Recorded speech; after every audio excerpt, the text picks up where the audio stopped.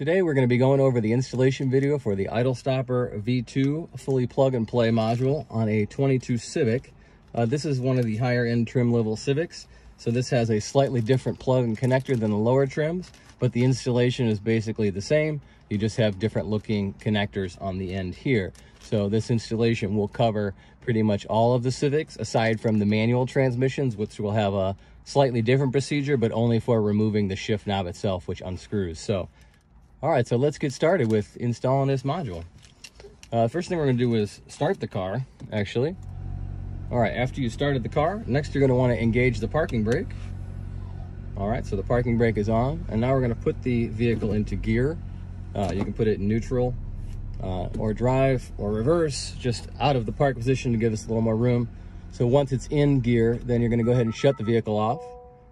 And it's going to tell you to shift to park, but just make sure you have your parking brake set so your car doesn't roll. So we're going to take this shift boot collar, this chrome trim off, and you're just going to take the boot around here and you're going to just pull straight down, or you can, use a pry tool and go underneath the shifter itself and help push down. So you're going to detach this, and this is going to allow you to access the two screws that hold the shifter itself in place on the knob. So we're going to take those two screws out.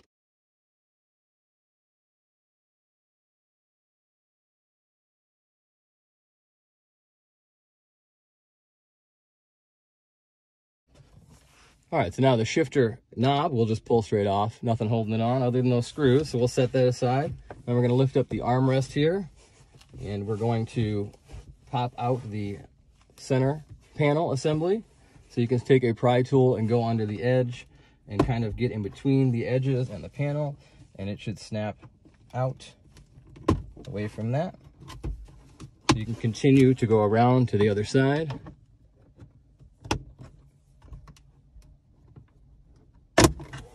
All right. So now that we've got whole panel popped off, you can lift this panel up, and you're going to have to unplug 3 connectors. So we'll unplug the connectors here.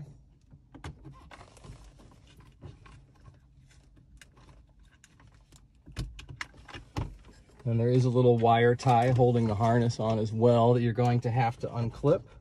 You can use a screwdriver and pry it out, or you can get back from behind it and squeeze the little tabs on it.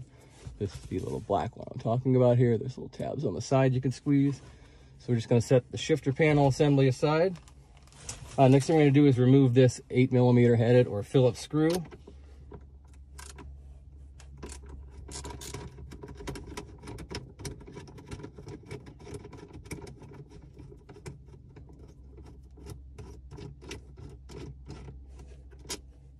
Okay, now that we've got that out, the side trim on the console is going to all come out now. We're trying to access the back side of the power socket.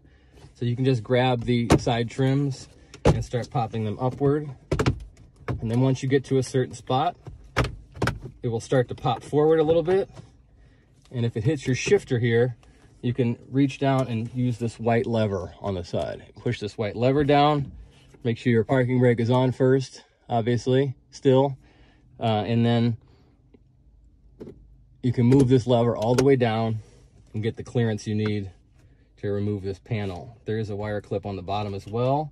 It's similar to the one that was on the back of the panel itself, and you can pop those loose, and then this whole assembly will just slide out. There are some connectors attached to the back side of it, which is what we are trying to access. The power socket connector here is a black connector on the end. It's a 2-pin. Has a little tab you need to push in while you wiggle it off. This is the connector right here. If you want to know what the connector looks like, it's on your module as well. So if you want to see where the tab location is or how the tab comes off, this is the tab. So now that we've got the disassembly complete, we're going to take our Idlestopper module and we're going to plug this end here. We're going to plug that into the factory wiring harness that we just unplugged. And we're going to take the strip of foam here, and then we're going to cover that connection, apply it to this connection here, just wrap it around and let it stick on it. And then we're going to put that back up that direction. The other side of this black connector is now going to plug into your power socket. You don't need to cover that connection, that one's okay. And then we're going to put this piece back in. So we're gonna rest it back in its spot. And once it rests in its spot, all these clip holes should line up. And this will just pop straight down. It shouldn't take much effort. They should just kind of clip right back into place. After that, we're gonna put our 8mm screw back in.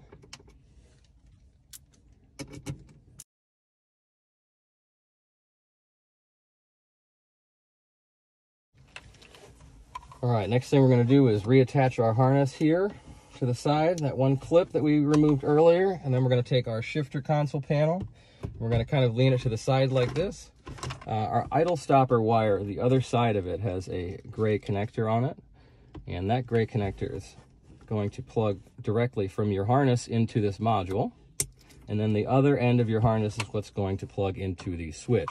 So while you have it leaning here on the side, you can plug the idle stop switch in. You can plug in the other two connectors also that were back here, one for the parking brake and the other one for the shifter panel lights. We have another clip to put back there, so we'll put that clip back. And then just route your shifter through that boot, set your panel back on. Again, this is just clipped lightly, so just push straight down. It will clip back in. You can close your console lid and put your shifter back on and move it back to the park position. You can put your screws back in.